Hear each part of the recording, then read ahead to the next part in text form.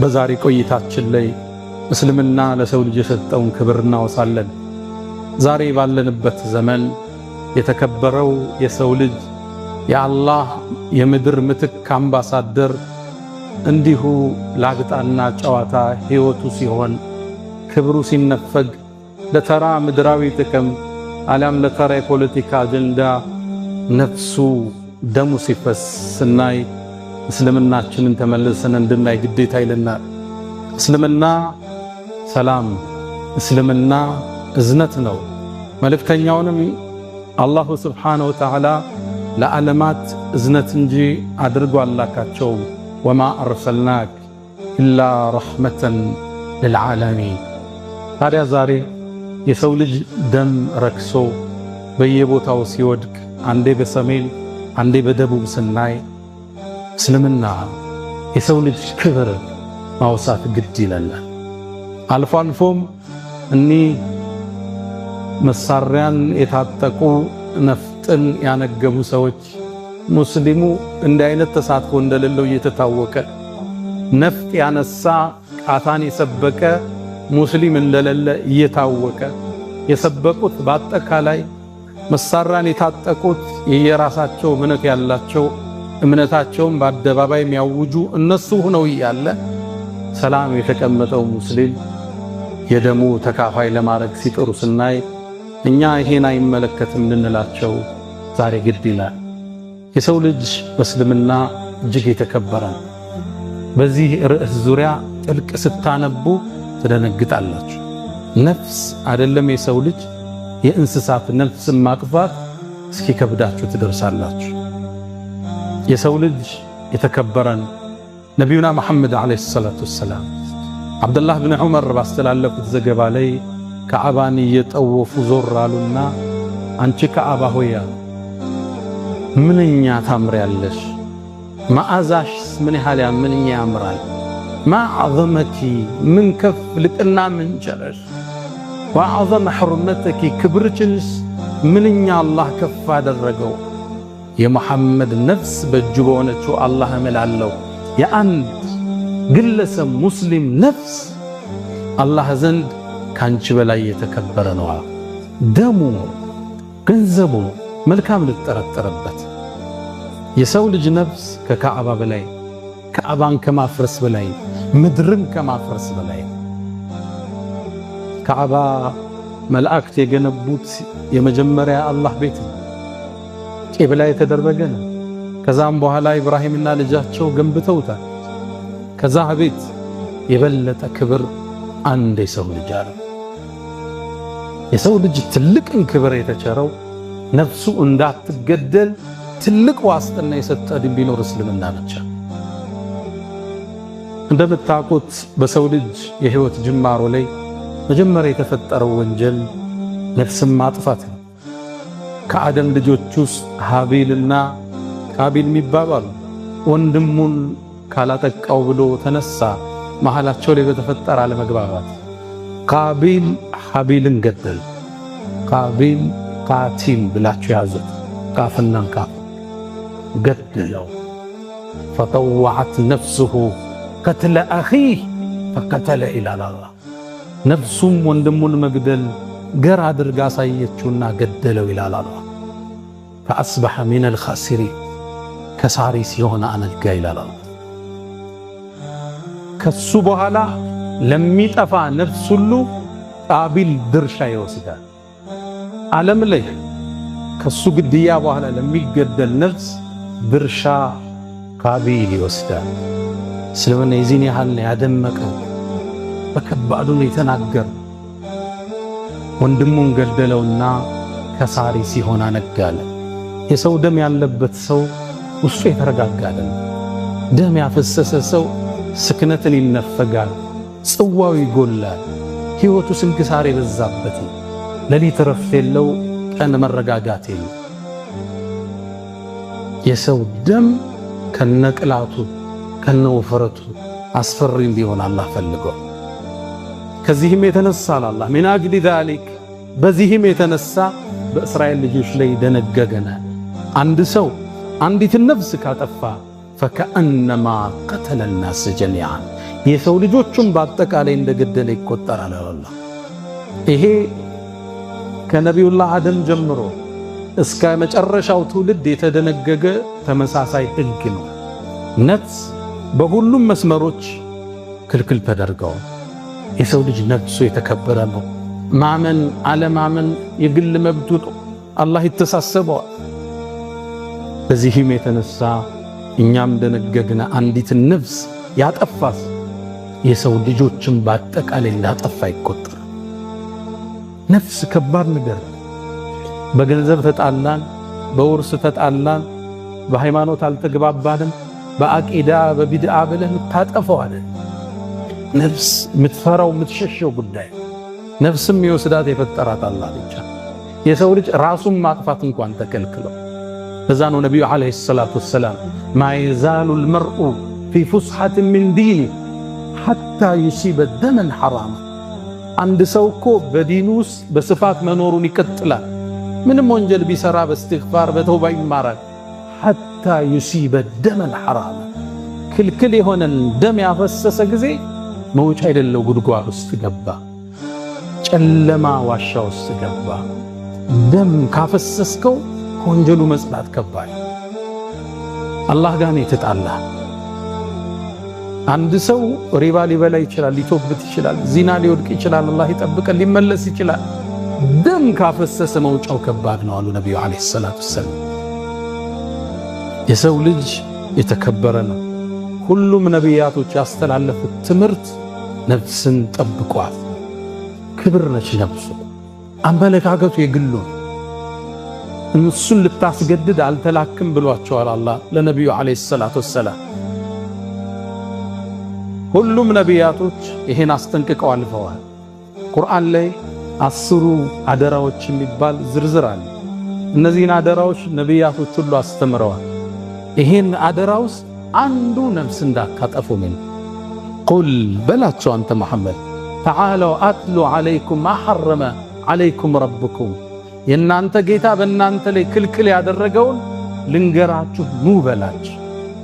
የመጀመሪያ በሱ ሌላን ላታጋሩበት፣ ሽርክ ላትሰሩ፣ የሞተን ላትለምኑ፣ ጠንቋይ ቤት ላትሄዱ፣ የሞተን ሰው ድረሱልኝ ላትሉ፣ ሽርክያት የምንለው አላህ ከሱ ልትርቁ። ዝርዝሩን ዘረዘረና አላህ አስከትሎ ወላ ተቅቱሉ ነፍሰ ለቲ ሐረመ አላሁ ኢላ ብልሐቅ፣ በእውነት በተገቢ ቢሆን እንጂ ነፍስን ላታጠፉ። ክልክል ነው ነፍስን ማጥፋት። ክልከላው የጠበቀ ነው። ነቢዩ ዓለይሂ ሰላቱ ወሰላም እጅተኒቡ ሰብዐል ሙቢቃት፣ 7 አጥፊ አውዳሚ አላህ ዘንድ ቁጣን የሚያወርዱትን 7ቱን ራቋቸዋል። የመጀመሪያ በአላህ ላይ ላታጋሩ እንዳታጋሩ፣ ሁለተኛው ሲሕር እንዳትሰሩ ድግምት ውስጥ እንዳትገቡ፣ ሶስተኛ አስከተሉና ነፍስን ላትገሉ ነው። ነፍስን ገደልክ ማለት የጥፋት አውድማ ውስጥ ገብተሃል። መውጫ የሌለው ወንጀል ውስጥ ተዘፍቀሃል። ረፍት የለው፣ ሰላም የለው፣ መረጋጋት የለው፣ ሁሉ ነገርህ የታወከ ስብዕና ውስጥ ትገባለህ አላህን እስክትገናኝ። በተለይ ደግሞ የገደልክ ሙእሚን ከሆነ ወንጀሉ ከባድ። ሁሉም ነፍስ ክልክል፣ ሙእሚን ሲሆን ደግሞ ይገስ። ለዛ ነው አላህ ሙእሚንን የገደለ በአቂዳ ተለያየን ነገ እኮ እንዲህ ናቸው ብለህ ተሳስተ እጅህን የሰነዘርክ ከሆነ 5 ቅጣት ነው አላህ ያዘጋጀ። ወመን የቅቱል ሙእሚነን ሙተዓሚደን፣ እንዲያው አምኖበት አስቦበት አንድ ሙእሚን የገደላል ፈጀዛኡሁ ጀሃነም፣ ጀሃነም የሱ መዘውተሪያ ነው። ኻሊደን ፊሃ ላይወጣ ይዘወትርባታል። ወገዲበ አላሁ ዐለይህ አላህ ተቆጥቶበታል። ወለዐነ ረግሞታል። ወአዐደ ለሁ ዐዛበን ዐዚማ የከበደን ቅጣት አዘጋጅቶለት። ወደ ሙእሚን እጅህ እንዳይሳሳ። የሐሳብ ልዩነት ሁሌ ይኖራል። የአመለካከት ልዩነት ይኖራል። እንዳታስበው፣ እንዳትዘናጋ። መብቱ ነው። በዛ አመለካከት መብት ታስተምራለህ፣ እንጠራለን፣ እንለፋለን።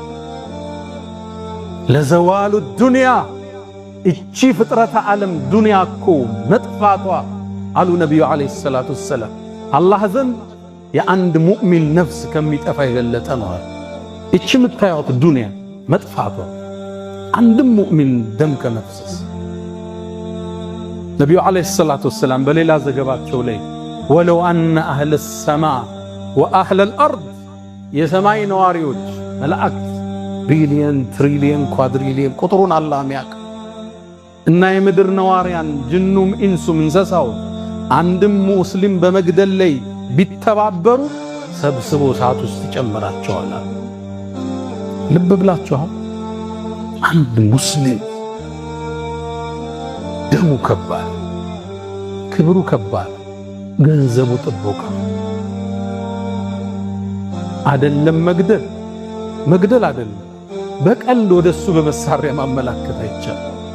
ነቢዩ ዓለይሂ ሰላቱ ወሰላም ላ ዩሺሩ አሐዱኩም ኢላ አኺሂ ቢስላህ አንዳችሁ እኮ ለቀልድ ብሎ መሳሪያ ወደ ወንድሙ እንዳያቅጣጨዋል። ሽጉጥ ይዘህ ሊሆን ይችላል፣ ቢላ እንደ ቀልድ እኮ ነው አታድርጓል። ምናልባትም ሸይጣን እጁ ስቦት ራሱን ጀሃነም ውስጥ ሊያገኙ ይችላል። ድንገት ሊተኮስብህ ይችላል። ድንገት ቢላው ሊወጋው ይችላል።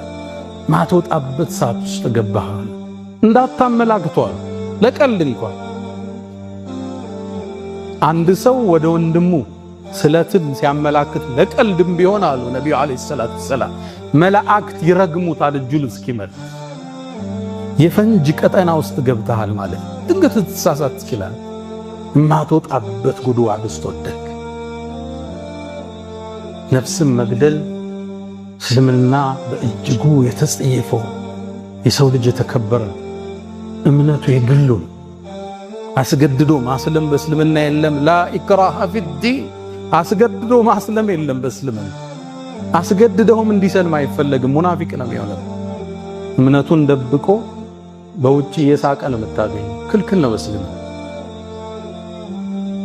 ነፍስ አላህ ዘንድ ትልቅ ዋጋ ተሰጥቷል። መጀመሪያ የአደም ልጆች አላህ ፊት ቀርበው ሲዳኙ ዳኝነት የሚሰጠው የደም ጉዳይ ነው አሉ ነቢዩ ዓለይሂ ሰላቱ ወሰላም። አወሉ ማ ይቁዳ በይነል በሸር አዲማእ ነው ያሉት። በሰው ልጆች መሃል አላህ ዘንድ መጀመሪያ ከሱ ሐቅ ሶላትን ይጠይቃል። ከሰዎች መብት ግን ደምን ነው አላህ ይጠይቃል። ለምን ነው ያፈሰስከው ያን ደም ይባላል። መጀመሪያ አላህ ዘንድ የሚቀርበው እሱ ነው። ፊል ሐዲስ በሌላ ዘገባ ላይ ሶሒህ በሆነ ዘገባ ላይ የቁሉ ነቢዩ ሰለላሁ ዐለይሂ ወሰለም ረሱሉ ምን አሉ? አንድ ሰው የተገደለው ሰው የውመል ቂያማ ራሱን በአንድ እጁ ይዟል። ተገሏል። አንገቱን ተቆርጦ ተገሎ ሊሆን ይችላል። ራሱን በአንድ እጁ ይዞ ገዳዩን በሌላው እጁ ይዞ እየጎተተ አርሹ ረሕማን አላህ ፊት ይቆማል። አንገቱ ደም እየተፋል። ከዛም ይላል አላህ ወይ ይህ ሰው ለምን እንደገደለ ይጠይቅልኝ ይለው። አላህ ፊት ፍርዱ ቀርቧል። ከዛም አላህ ተዒስት እድለ ቢሰውንክ ይለዋል። ወደ እሳት ውሰዱት ይባል። ደምን ስታፈሰው የግድ መሳሪያ ስላንቀሳቀስክ አይደለም። በጻፍከው ጽሑፍ፣ ፌስቡክ ላይ በለቀቅከው፣ ማህበረሰቡ ዘንድ በዘራህ ወሬ ህዝብ ተነሳስቶ ለልቂት ውስጥ ገባ ማለት ደም ውስጥ ተሳትፈሃል። የአላህ ፍርድ ከባድ። አንድን ሰው በመግደል ላይ የተሳተፈ ሰው ግንባሩ ላይ የውመል ቂያማ እድለ ቢሱ ተብሎ ተጽፎበት ወደ አላህ ፊት ይቀርባል። እጃችሁን ከደም ጠብቁት። አላህ ሁላችን ይጠብቅ። አይደለም የሰው ደም እስልምና ራስን መግደል ከልክሏል። ወላ ተቅቱሉ አንፉሰኩም ኢነላሃ ቢኩም ረሒማ አላህ እኮ ለእናንተ አዛኝ ነው፣ ራሳችሁን አትግደሉ። አንዳንድ ወንድሞች አንዳንዱ ሰው ራሱን እያጠፋ ነው ኡስታዝ መልእክት ስጥ ያሉኛል። ሰውን አይደለም ራስን ማጥፋት ተከልክሏል። አንድ ሰው ራሱን ከገደለ በገደለበት መሳሪያ ጀሃነም ውስጥ ይቀጣል። ያልተቋረጠ ቅጣት። ተራራ ላይ ራሱን ወርውሮ ከሆነ ጀሃነም ውስጥ ራስህን ወርውር እየተባለ ይደጃግመዋል። ስቃይ ጊዜያዊ ሁኔታ ይሆናል። ወደዛ የወሰደ በኢኮኖሚካሊ ጎልሏል። በትምህርት ውጤታማ አይደለህም። የፈለግካት ልጅ አልተሳካችልህም። የሰው ተስፋ የሚያስቆርጠው ብዙ ነገር ይኖራል። በዚህ ተነሳስቶ ከዚህ ልገላገል ያለ ሰው ወደ ማይገላገልበት እስር ቤት ውስጥ ገባ። ተራራ ላይ ራሱን የጣላሉ ነብዩ አለይሂ ሰላቱ ወሰለም። ሁሌ ራስህን ጣል ይባላል። እዛኝ መርዝ ጠጥቶ የሞተ ሰው እየተቀሰቀሰ ሁሌ ራሱን በመርዝ እንዲገል ይደረጋል። በቢላ ራሱን ወግቶ የገደለ ሰው ሁሌም ራሱ እንዲወጋ ይደረጋል። የራስን ነፍስ ማጥፋት ተከልክለ። ያውም ዑለማዎቹ ራሱን የገደለ ሰው ጀናዛው ይታጠባል ወይ? ክርክር እኮ አለ። ሰፊ የሆነ ክርክር። ከሙስሊሞቹ መቃብር ይቀበራል ወይ? ክርክር እኮ አለ። ነፍስን አላህ እንጂ ባሪያው መውሰድ አይችልም። እዛ ነው በሌላ ሐዲስ ላይ ባሪያዬ እኮ ነፍሱን ቀደመኝ ጀነትና ከልክየዋለሁ ይላል አላህ። እሱ ብቻ ነው የወሰዳት ሲፈልግ። ኑሮ ካልተሳካልህ ነብዩ ያሉን ዱዓ አለ። አላህ ሆይ መኖሬ መልካም ከሆነ ቆየኝ፣ ወደ አንተ መምጣቴ መልካም ከሆነ ደግሞ ውሰደኝ ብለህ ዱዓ አድርግ። የመጨረሻው ጥግ እሱ አላህ ይመርጥልሃል። ራስን መግደል ሐዲሱ እንደሚለው ኻሊደን ሙኸለደን ፊሃ ነው የሚለው። ጀሃነም ውስጥ ላይወጣ ይገባል ነው የሚለው። ጀሃነም ውስጥ አይወጣ ነው። ኢማም ነወዊ በሸርሒሂ ለሙስሊም አንድም ባብ አስቀመጡ። አይ ራሱን የገደለ ሰው ሙሉ ለሙሉ ጀሃነም ገብቶ አይቀርም፣ ምናልባትም ተቀጦ ይወጣል ይላል። ለዚህም መረጃ አድርገው የጠቀሱት ሐዲስ ጡፈይል ብኑ ዐምር አልደውሲ ከደውስ ሀገር የመጣው ጡፈይል እስልምናን ከተቀበሉት ጎሳዎች ውስጥ አንዱ ነው። ነቢዩን ዓለይሂ ሰላቱ ወሰላም መካ ላይ ያሉ የአላህ መልእክተኛ መካ ለእርሶ የተመቸች ሀገር አይደለችም፣ ወደ ደውስ ይምጡና ጥበቃ እናርግላቸው አላቸው። አልፈልግም አሉ። በእርግጥም አላህ ለመልእክተኛው መዲናን መርጦ ስለነበር ታዲያ ከጡፈይል ጋር ሂጅራ አደረገ ወደ መዲና። ሰዎችም አብረውት ሂጅራ አደረገ። አብረውት ከሄዱት ውስጥ መዲና ላይ እንደገቡ አየሯ አልተስማማቸው። መዲና ወባ ይበዛባት ነበር። አየሯ ጥሩ አልነበረ። በዱዓ ነው አላህ ያነሳላቸው። ከዛ ከሰለሙት ውስጥ አንዱ ታመመ። ህመሙን መቆጣጠር አቃተው። ገና አዲስ እንደሰለመ ነው። በሽታው ሲበዛበት የደም ቱቦውን ቆረጠ። ደም ፈሰሰ፣ ሞተ። ጡፈይል ደነገጠ፣ ራሱን ገደለ። ከዛም በህልም አየው። ሲያየው ግን በጥሩ ሁኔታ አየው፣ አምሮበታል። እጁን ግን እንደተቀለለው ጠየቀው፣ አላህ ባንተ ላይ ምን ውሳኔን ወሰናል? ቃል ገፈረ ሊ ቢሂጅረቲሂ ኢላ ነቢይሃ። አይ አላህማ ማረኝ ወደ ነቢዩ በመሰደድ ያለ ሀገሩን፣ ንብረቱን፣ ቤተሰቡን ጥሎ ነቢዩን ለማገዝ ከሳቸው ጥግ ለመሆን ተሰዷል። በዚህ ማረኝ። ታዲያ እጅህ ለምን የተጠቀለለ ብዬ አልኩት ይላል። አይ እጅንማ አንተ ያበላሸኸውን እኛ እናስተካክልም ተባልኩ። እጁ እንደተጠቀለለ ወጣው አለ። ህልሙ ከብዶታል። ወደ ነቢዩ ዓለይሂ ሰላቱ ወሰላም መጣው። ያ አላህ መልእክተኛ እገሌን እኮ እጁን ቆርጦ የሞተውን ልጅ አየሁት፣ በጥሩ ሁኔታ አየሁት፣ እጁ ግን እንደተጠቀለለ ነው፣ እንደደማ። ከዛም ነቢዩ ዓለይሂ ሰላቱ ወሰላም ያ አላህ ሐዘኔታቸው ጥግ የደረሰ ነው። እጃቸውን አነሱና አላሁመ ፈሊየደይሂ ፈግፊር አሉ። አላህ ሆይ እጁንም ማረዋል። ነቢዩ ዓለይሂ ሰላቱ ወሰላም ራሱን የገደለ ሰው ቅጣቱ የበረታ ነው። አይደለም ሌላም መግደል ሰው አይደለም እንስሳ ክልክል ነው። በእስልምና የተፈቀደልህን በግና ደሮ ለማረድ ፈልዩሕድ አሐዱኩም ሸፍረተ፣ ስለቱን በደንብ አስተካክሎ ይሳለው። ደሮዋን ፍየሏን ሲያርድ እንዳያሳምማት ቶሎ ይገላግላታል። ወልዩሪሕ ዘቢሐት ይገላግላት፣ ቶሎ ረፍት ይስጣት፣ እንዳያሰቃያት። እስልምና አቋም ይሄ። ዑመር ብኑል ኸጣብ አንድ ሰው ፍየል እየጎተተ በግራ እጁ ደግሞ ቢላ ይዞ ሲሄድ አዩ። የት ነህ አሉት። ላርዳት ፈልጌ ነው ፍየሏን አለ። ሁለት አትግደላት እንጂ አሉት። እዚህ ቢላ ይዘህ እዚህ እየጎተትካት ስቃይ ውስጥ እስክትታረም ውሰዳት፣ እሰራት፣ እዛ ቢላውን አውጥተህ ረዳት። ሁለት አትግደላት እንጂ አለ። እስልምና ለእንስሳ መያዝ እንዲህ እንስሳ ማሰቃየት አልተፈቀደልም። አይደለም በግና ደሮ ፍየል አይደለም አዋፋት መግደል በእስልምና ክልክል። ወፎችን መግደል፣ ጉንዳኖችን መግደል፣ ንብ መግደል በእስልምና ክልክል። መግደል የሚቻለው ጉዳት የሚያደርስብህን ብቻ። በረሮ መግደል ይቻላል፣ ጉዳት ስለሚያደርስ ብቻ ነው የተፈቀደ። ጉንዳን፣ ትዋን፣ ቢምቢ መግደል አይቻልም፣ ጉዳት የሚያደርሱ ከሆነ ብቻ። እስልምና ለነፍስ ትልቅ ዋጋ ነው የሰጠ። ሳትገላቸው ማስወገድ ከቻልክ መግደል አልተፈቀደልህ። ካልቻልክ ግን ትጠቀመዋለህ መድኃኒት። ሀታ አቃጥለ መግደል እንኳን አይቻልም በእስልምና። አንድ ነቢይ ያሉ ነቢዩ ዓለይሂ ሰላቱ ወሰላም አንድ ነቢይ አንዲት ጉንዳን በላቸዋል፣ አሳመመችው። በጣም ተበሳጨና የጉንዳሉን ቤት እንዲቃጠል አዘዘ። አላህ ወቀሰዋል። አንዲት ጉንዳን በላችኝ ብለህ የሙሉ የጉንዳኑን ቤተሰብ አላህን ተስቢህ የሚያደርጉትን አቃጥላለህ እንዴ? ጉንዳን ሁሉ ነገር አላህን ያመሰግናል፣ ጉንዳኗም አላህን ታወሳለች። አንዷ በላች ብለህ ሙሉ ትውልድ ታጠፋለህ አላቸው። እስልምና ለነፍስ ትልቅ ዋጋ ሰጥቷል። ይሄ በየሚዲያው የምትሰሙት ዜና ተረት ተረት እኛን አይወክልም። ማጣፊያ ሲያጡ እስልምና ጋር ሊያያይዙት ይሞክራሉ። እስልምና ለነፍስ ለሰው ልጅ ትልቅ ዋጋን ሰጥ። ማመን አለማመን መብቱ። ሙስሊም አገር ውስጥ የሚኖር አይደለም እንደዚህ አብረን ሸሪዓ በሚተዳደርበት ውስጥ አገር እየኖርነ አንድ ጥገኝነት ጠይቆ የሚኖር የሌላ እምነት ነዋሪን የገደለ ሰው የጀነትን ሽታ ያገኝም ማለት ነብዩ አለይሂ ሰላቱ ወሰለም። ሙስሊም አገር ውስጥ ለም የጅድ የጀነትን ሽታ ያገኝም።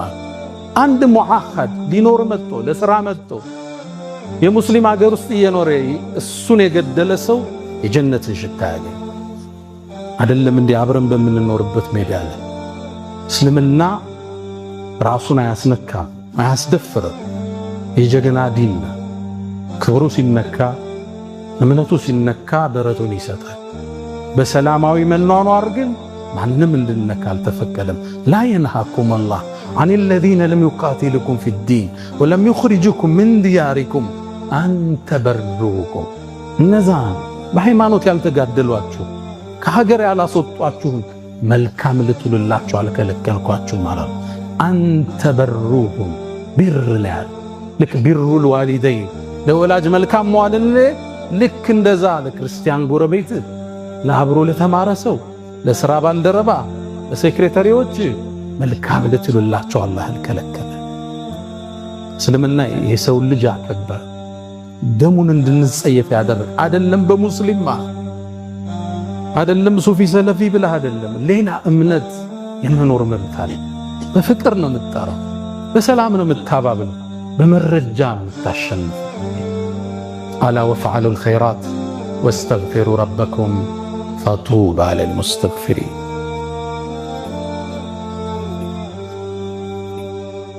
الحمد لله على إحسانه والشكر له على تفضله وامتنانه ولا إله إلا الله تعظيما لشانه صلى الله وسلم وبارك على رسوله وإخوانه أما بعد ود مؤمنان نبي عليه الصلاة والسلام በባለፈው ቁጥባችን እንዳነሳነው የማሳረጊያ መልእክታቸው የጀመሩበት አረፍተ ነገር ይሄ ነው። ኢነ ዲማአኩም ደሞቻችሁ ልታፈሱት የተከለከለ የሰው ልጅን ደም ማፍሰስ የመጀመሪያ አደራ ያሉት የማሳረጊያ መልእክታቸው እሱ። አላሁም ስብሓነሁ ወተዓላ ቁርአን ውስጥ የኔ የአዛኙ ጌታ ባሮች አሉኝ ዒባዱር ረሕማን ከነሱስ ባህሪያቸውን ጠቅሷል። ከጠቀሰው ውስጥ ወለዚነ ላ የድዑነ መዐላህ ኢላሃን አኸር እነዛ ናቸው የኔ ባሮች ከአላህ ጋር ሌላን አጋርተው የማይጠሩ አላህንም ድረስልኝ ቁጥቡም ድረስልኝ ጀበናው ጨፌው ቄጠማው ቀብሩ አብረው የማይጠሩ ናቸው። ተውሂዳቸው ጽድት ያለ ሰማይና ምድርን ለፈጠረው ብቻ እጅ ያነሳሉ። ቁርአን ውስጥ ገብተህ ረበና ረበና ነው የነቢያት ጥሪ ሁሉ ረበና ነቢያቶች ሁሉ እጅ ያነሱ አላህም ብቻ የሚጠሩ ናቸው። ከዛ ማስከተልና አላህና ነፍስንም የማይገሉ ናቸዋል የኔ ባሮች ማለት። ተመልከት ከሽርክ ጋር ነፍስን መግደልን አብሮታል። የአላህ ምርጥ ባሮች እጃቸው ደም ውስጥ የለም፣ ቀልባቸው ሰላም ነው፣ የሰው ወንጀል የለባቸው፣ አእምሯቸው ንጹህ ነው። ንጹህ አእምሮ ምቹ ትራስ ነው፣ በሰላም ነው የሚያድሩት። የሚያሰቃያቸው የሚያሳዳቸው የሰው ደም የለባቸው ዒባዱር ረሕማን። እስልምና ለነፍስ ከሰጠው ዋጋ የተነሳ አንድን ነፍስ የገደለን ሰው ነፍስ ነው የሚከፍል። እዚህ ሀገር አንዱ ይገልና ሲያዝ እስር ቤት እየቀለብከው 20 ዓመት ይቀመጣል። የእስልምና አቋም እሱ አይደለም። ነፍስ ካጠፋ ነፍስ ነው የሚከፍለው፣ ሌላ ዋጋ የለው። ለነፍስ የሚመጥናት ሌላ ዋጋ የለም። ነፍስ ቢሆን ካገደለ ይገደላል። ይሄን የእስልምና አቋም። ለምን መግደልን ሰው እንዲፈራ፣ በገንዘብ እንደሚፋታው በዘመድ እንደሚያመልጥ እንዳያስብ፣ ልክ የገደለ ቀን እንደማይኖር ማወቅ አለበት። እስር ቤት አስቀምጣ አትቀልበውም። የእስልምና አቋም ለምን ነው የሚደረገው? ነፍስን ለማጥፋት ነው አይደለም። ማህበራዊ ትስስራችን እንዲጠነክር፣ ሰው ጥንቃቄ እንዲወስድ። ወለኩም ፊል ቂሳስ ሐያቱን ያ ኡሊል አልባብ። ነፍስን በነፍስ በማጥፋት እኮ ለእናንተ ሕይወት አላችሁ አለ። የመኖር ዋስትና አላህ እየሰጠህ። አንተን ሲያጠፋ ታስሮ አይቀርም እንደሚገደል ያውቃል። ለመሞት ሲወስን ነው አንተ የሚያጠፋ